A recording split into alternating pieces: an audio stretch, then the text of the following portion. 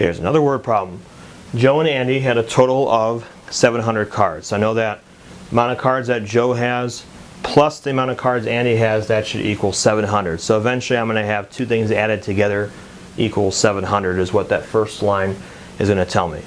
Okay, if Andy had 45 cards less than 4 times as many as Joe, alright, now this part we have to do a little translating here. First of all, we have to set up the variables. Now, usually the way this works here is the second name that's mentioned here, that's the one you want to use for your variable. So I want to set up variables here first. So for Joe, that's the one that came second there. I'm going to make that equal to x. Okay, so Joe represents by x. Now for Andy, I have to use that expression that was mentioned here in that sentence. Let's break that down. It says 45 less than 4 times. Now the word less than means you need to switch the order in which you see it appearing. So you don't want to do 45 minus 4x. You actually want to flip that around.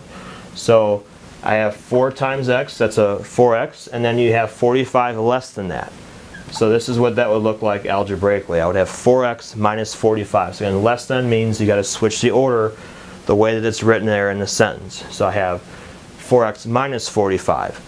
Now originally I mentioned Joe and Andy had a total of 700 trading cards. That means I need to add these two together. So remember to add the x also. So again, the most common mistake I see is people just jump for this one, 4x minus 45, but that just means that you have Andy's equal to 700. You want both of them to add up to 700. So I have x plus 4x minus 45. That's going to equal 700. That's what you want to do. They had a total of 700. We're just adding both of them, both of those expressions together.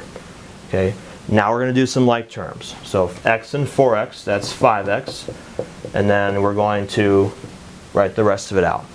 Okay, now I want to do the opposite operation. I want to isolate the x. So I want to get rid of the 45. I want to do opposite operation. I'm going to add 45 to both sides of the equation. And the 45s are going to cancel out. And I just get 5x here.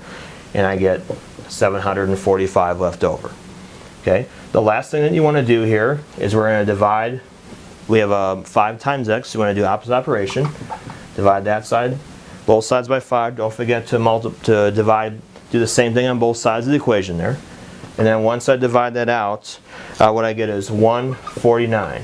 Okay, so again, when you write your answer, look at what you have labeled, and I'll tell you what to put in for each one. So we want to put in our answer for Joe and Andy. Okay, so Joe was represented by x, which means that 149 has to go in the first blank. Now the total adds up to 700, so what you can do is you can just take 700 minus 149, or you can put 149 into this expression and you can do 4 times 149 minus 45. So either way that you do that, you're going to end up with 551. So I'm going to go ahead and put cards on both of these just to make sure we have some units here, because that's originally what it was talking about. So Joe's going to have 149 cards and Andy's going to have 551 cards.